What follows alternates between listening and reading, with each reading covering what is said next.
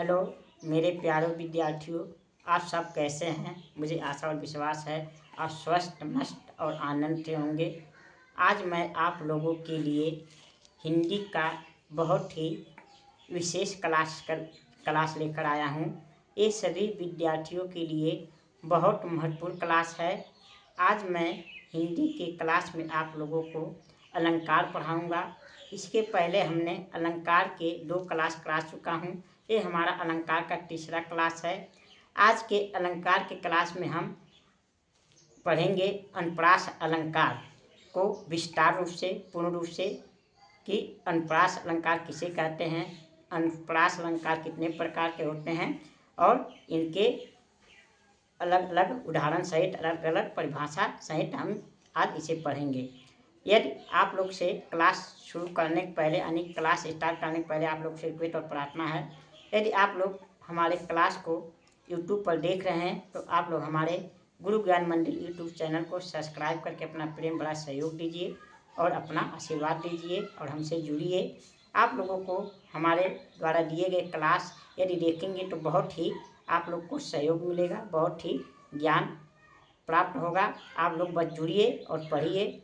हमने अपने गुरु ज्ञान मंदिर यूट्यूब चैनल पर संस्कृत के महत्वपूर्ण क्लास और अब हिंदी की महत्वपूर्ण क्लास लेकर आया हूँ। यदि आपको संस्कृत सीखना हो, कुछ महत्वपूर्ण विशेष बातें जिससे आपको संस्कृत पढ़ने लिखने और समझने में आसानी हो, तो आप हमारे क्लास को देखिए, हमारे यूट्यूब चैनल में जुड़िए और देखिए। और हिंदी, अब मैं आप लोगों के लिए हिंदी की क्लास स्टार्ट किया हूँ, जिसमें मैं आप लोग को रस, छंद और अब अलंकार की क्लास करा रहा हूँ, ताकि आप लोग की हिंदी जो है वो सुधर सके और आप लोग को हिंदी में अच्छा ज्ञान हो सके। चलिए क्लास स्टार्ट करने के पहले आप लोग से प्रार्थना रिक्वेस्ट है कि आप लोग हमारे गुरु ज्ञान मंदिर यूट्यूब चैनल को सब्सक्राइब करके जुड़िए और अपना सहयोग दीजिए। यदि हमारे फेसबुक क्लास को फेसबुक पर देख रहे हैं तो हमारे फेसबुक पेज को फॉलो करिए और आप लोग अपना सहयोग दीजिए। चलिए हम आज के क्लास को स्टार्ट करते हैं। आज का हमारा क्लास देखिए है अनुप्रास अलंकार को पूर्ण रूप से पढ़ना, क्योंकि बहुत से क्लास अनुप्रास अलंकार थोड़ा सा पढ़ा दिया जाता है लेकिन उनके भेद नहीं पढ़ाए जाते हैं। आज मैं इस क्लास में अनुप्रास अलंकार को पूर्ण रूप से उनके हर प्रकार को पढ़ाऊंगा। ये क्लास वैसे तो हर विद्यार्थी देखकर सीख सकते हैं, कक्षा 6 से लेकर 12वीं तक, और कोई प्रतियोगी परीक्षा की तैयारी करने वाले विद्यार्थी के लिए उपयोगी है। लेकिन वैसे एक कक्षा 12वीं वाले विद्यार्थियों के लिए बहुत महत्वपूर्ण है, क्योंकि ये उनके कोर्स का विषय है कि अनुप्रास अलंकार पूर्ण रूप से यानी इंटर में पूछा जाता है, 12वीं में पूछा जाता है। तो चलिए आप लोग ध्यानपूर्वक इस क्लास को देखिए, आप लोग को बहुत बहुत ही ज्ञान प्राप्त होगा अलंकार के बारे में। चलिए देखते हैं आज का हमारा हिंदी की क्लास क्या है, अलंकार। आज का हमारा क्लास क्या है, अलंकार। अलंकार में हम पढ़ेंगे अलंकार पे हम क्या देखेंगे, अलंकार में हम पढ़ेंगे अनुप्रास अलंकार। हमारा क्या है, अनुप्रास अलंकार है। अनुप्रास अलंकार किसे कहते हैं, तो देखिए इसका परिभाषा है, जब वर्णों यानी व्यंजनों की आवृत्ति बार बार हो, अर्थात एक ही वर्ण 2 या 2 से अधिक बार आए तो उसे अनुप्रास अलंकार कहते हैं।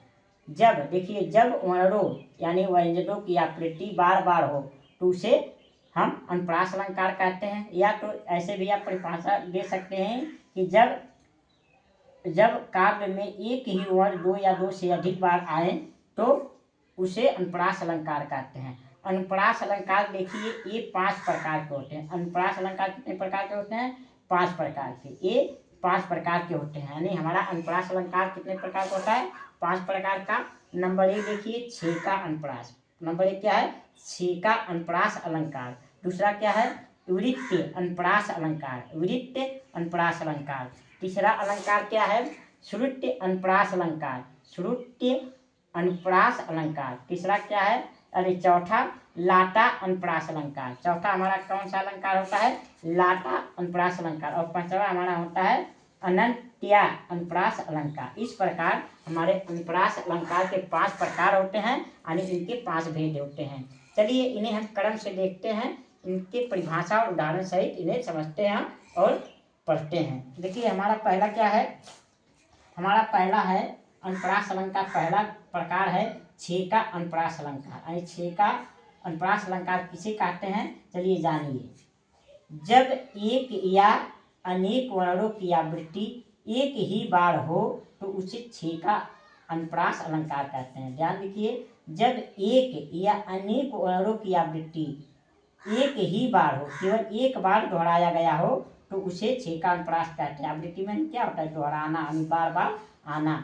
तो हमारा छे का अनुप्रास का परिभाषा क्या है, जब एक या अनेक वर्णों की आवृत्ति एक ही बार हो तो उसे छे का अनुप्रास कहते हैं। जैसे देखिए उदाहरण में, उदाहरण, राधा के बड़ बैन सुनी चीनी चकित सुभाई, डाक दुखी मिसरी मुई सुधा रही सकुचाई। देखिए इसमें क्या है, राधा के बड़ बैन सुनी चीनी चकित सुभाई, डाक दुखी मिसरी मुई सुधा रही सकुचाई। अब देखिए इसमें ब वर्ण है, देखिए जो कि दो बार, यानी ब वर्ण का आवृत्ति एक बार हुआ है। और देखिए च वर्ण का आवृत्ति एक बार हुआ है, यहाँ च वर्ण की आवृत्ति एक बार हुआ है। यहाँ देखिए ड वर्ण की आवृत्ति एक बार हुआ है। यहाँ देखिए म वर्ण की आवृत्ति एक बार हुआ है। यानी एक से अधिक वर्णों की आवृत्ति एक ही बार हुआ है, केवल एक एक बार दोहराया गया है। तो इसलिए हमारा क्या है, छे का अनुप्रास अलंकार है। क्या है, छे का अनुप्रास। ऐसे आप पहचान सकते हैं, जब काव्य में एक या अनेक वर्ण केवल एक बार दोहराया गया हो, केवल एक बार उसे और दिया गया हो तो उसे हम छे का अनुप्रास अलंकार कहते हैं। तो हमने देखा, राधा के बड़ बैन सुनी चीनी चकित सुभाई, डाक दुखी मिसरी मुई सुधा रही सच्चाई। तो देखिए इसमें ब एक बार दोहराया है, यानी च एक बार दोहराया है, ड एक बार दोहराया है, मैं दो बार है, एक बार दोहराया है, इसकी आवृत्ति एक बार हुआ है। इसलिए क्या है, हमारा छे का अनुप्रास है। तो इसका स्पष्टीकरण यदि आपको लिखना हो तो ऐसे स्पष्टीकरण इसका लिख सकते हैं। स्पष्टीकरण, उपर्युक्त काव्य में ब च ड म एक बार आवृत्ति होने से छे का अनुप्रास अलंकार है,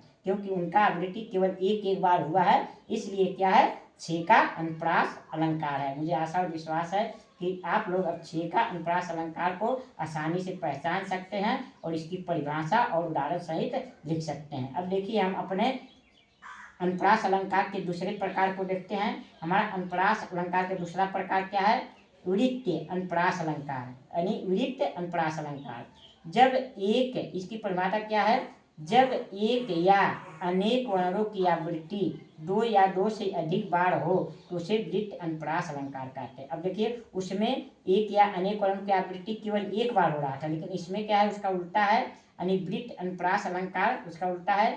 जब एक या अनेक वर्णों की आवृत्ति दो या दो से अधिक बार हो तो उसे वृत्त अनुप्रास अलंकार कहते हैं, यानी वृत्त अनुप्रास अलंकार कहते हैं। यानी कोई वर्ण कम से कम दो बार रिवीजन हो, यानी एक बार तो दिया, यानी तीन बार, यानी चार बार, तीन बार हो, चार बार हो, पांच बार, छह बार, तो उसे हम क्या कहेंगे, उसे वृत्त अनुप्रास कहेंगे।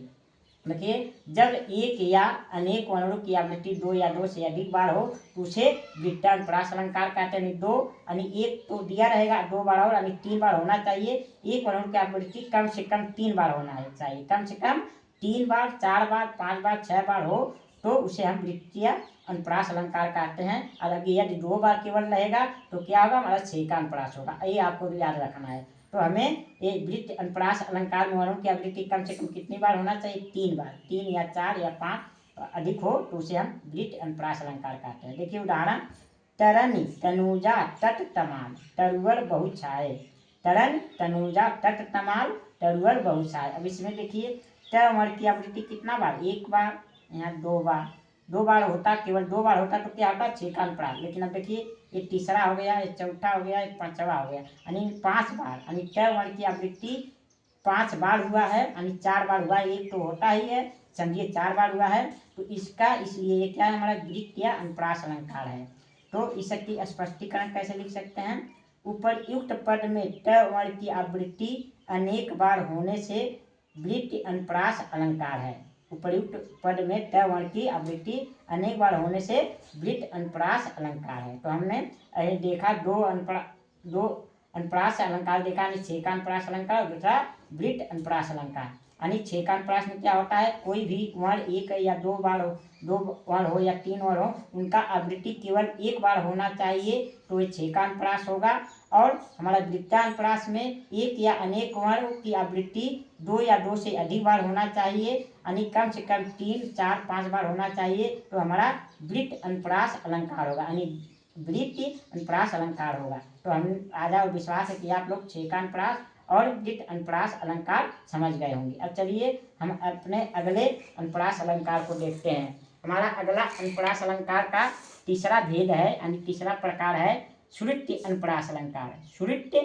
सुऋत्य अनुप्रास अलंकार यानी सुनने के समान, जो सुनने में एक जैसे वर्ण हो थोड़ा, उसे हम सुऋत्य अनुप्रास अलंकार कहते हैं। तो इसकी परिभाषा क्या होती है, जब कंठ, तालु आदि एक स्थान से बोले जाने वाले वर्णों की आवृत्ति हो तो उसे सुऋत्य अनुप्रास अलंकार कहते हैं। यानी जैसे कोई वर्ण कंठ से बोला जाता है, कंठ से यानी क वर्ग जो होते हैं कंठ से, क ख ग घ, एक कंठ, त वर्ग जो त वर्ग होता है तालु से बोला जाता है, यानी त वर्ग उसे उसकी आवृत्ति हो तो हम उसे क्या कहते हैं, सुऋत्य अनुप्रास अलंकार कहते हैं। तो हमारा सुऋत्य अनुप्रास अलंकार की परिभाषा क्या है, जब कंठ, तालु आदि एक स्थान से बोले जाने वाले वर्णों की आवृत्ति हो तो उसे सुऋत्य अनुप्रास अलंकार कहते हैं। चाहे कंठ से बोले जाने वाले ही वर्णों की आवृत्ति हो, चाहे तालु हो गया, चाहे दंत हो गया, कोई भी वर्ण बोलने वाली वर्णों की आवृत्ति हो तो उसे मैं सुऋत्य अनुप्रास अलंकार कहते हैं। जैसे उदाहरण देखिए,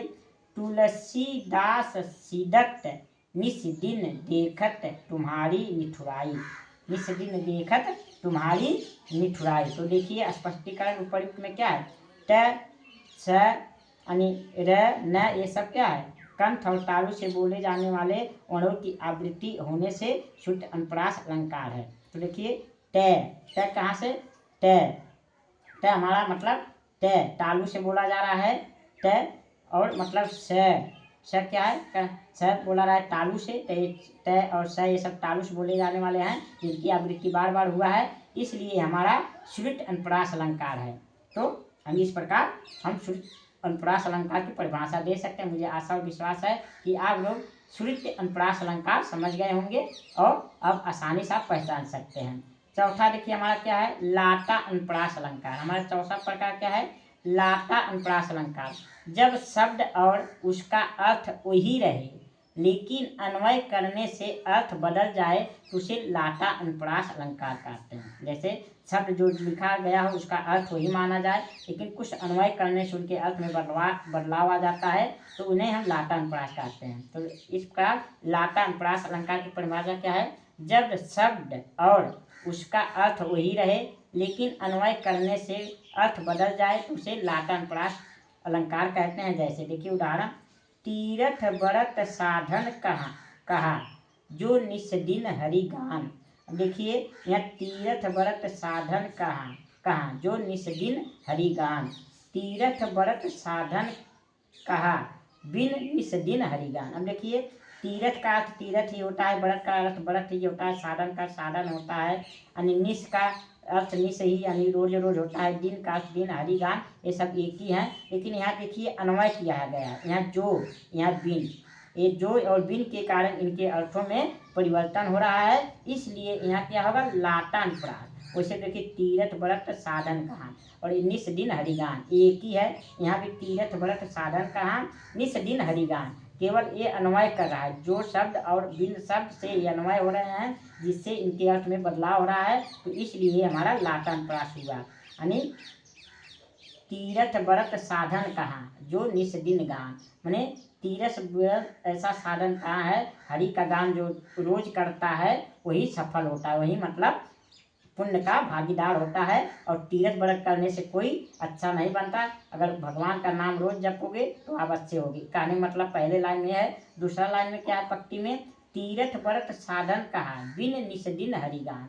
तीरथ व्रत करने से कोई फायदा नहीं, अगर कोई प्रतिदिन भगवान का नाम ना ले, गान ना करे तो कोई फायदा नहीं। तो थोड़ा सा अर्थ में चेंज आ रहा है बिन लगाने से, और इसे एक ही अर्थ है, जो पहले लाइन की पट्टी हुआ और दूसरे लाइन का, लेकिन बिन लगाने थोड़ा सा अर्थ में बदलाव हो जा रहा है, इसलिए हमारा क्या है, लाटा अनुप्रास अलंकार। तो इसका स्पष्टीकरण कैसे दे सकते हैं हम, स्पष्टीकरण। उपर्युक्त काव्य में सभी शब्दों के अर्थ वही हैं, लेकिन अन्वय करने से अर्थ बदल जाने से लाता अनुप्रास अलंकार है। हमें आशा है कि आप लोग लाता अनुप्रास अलंकार समझ गए होंगे, अब इसे आसानी से पहचान सकते हैं। अब देखिए हम अनुप्रास के अगले भेद को यानी अगले प्रकार को देखते हैं। हमारा अगला अनुप्रास अलंकार क्या है? पांचवा अनंत्य अनुप्रास अलंकार। यानी अनंत्य अनुप्रास अलंकार किसे कहते हैं? जब पद के अंत में स्वर या व्यंजक समान दिए हो तो उसे अनंत्य अनुप्रास अलंकार कहते हैं। कोई भी काव्य के अंत में एक ही वर्ण दिया हो या एक ही स्वर दिया हो तो उसे हम अनंत्य अनुप्रास अलंकार कहते हैं। जैसे उदाहरण देखिए, गुरु पद रज मृदु मंजुल अंजन नयन अमीय दीर्घ दोष विभंजन। क्या है? गुरु पद रज मृदु मंजुल अंजन नयन अमीय दीर्घ दोष विभंजन। यहाँ देखिए अंत में न शब्द यानी जन पूरा मानी या न शब्द, लेकिन न अंतिम में समान वर्ण दिया है, तो इसलिए हमारा क्या हुआ? ये अनंत्य अनुप्रास अलंकार है। इसका स्पष्टीकरण क्या है? उपर्युक्त काव्य के अंत में न वर्ण समान होने से ये अनंत्य अनुप्रास अलंकार है। मुझे आशा है और विश्वास है कि आप लोगों को हमारी ये क्लास पसंद आई होगी और समझ में आया होगा। यदि आप लोगों को हमारी क्लास पसंद आया हो तो हमारे वीडियो को, हमारे क्लास पर लाइक करिए, शेयर करिए और कमेंट करिए। और कोई गलती हो, कोई कमी हो तो आप लोग कमेंट करके बताएंगे, तभी हम समझ पाएंगे कि यहाँ हमें अपने अंदर क्या सुधार करना चाहिए, कैसे बच्चों को पढ़ाना चाहिए ताकि उनको अच्छे तरह से समझ में आए। इसलिए आप लोग कमेंट करके अवश्य बताइए। यदि आप लोग हमारा क्लास पसंद आया हो तो हमारे वीडियो को लाइक, शेयर, कमेंट अवश्य करिए और हमारे गुरु ज्ञान मंदिर यूट्यूब चैनल को सब्सक्राइब करके अपना प्रेम भरा सहयोग अवश्य दीजिए। अब मिलेंगे आप लोगों को अगले क्लास में, तब तक के लिए आप लोगों का बहुत बहुत धन्यवाद।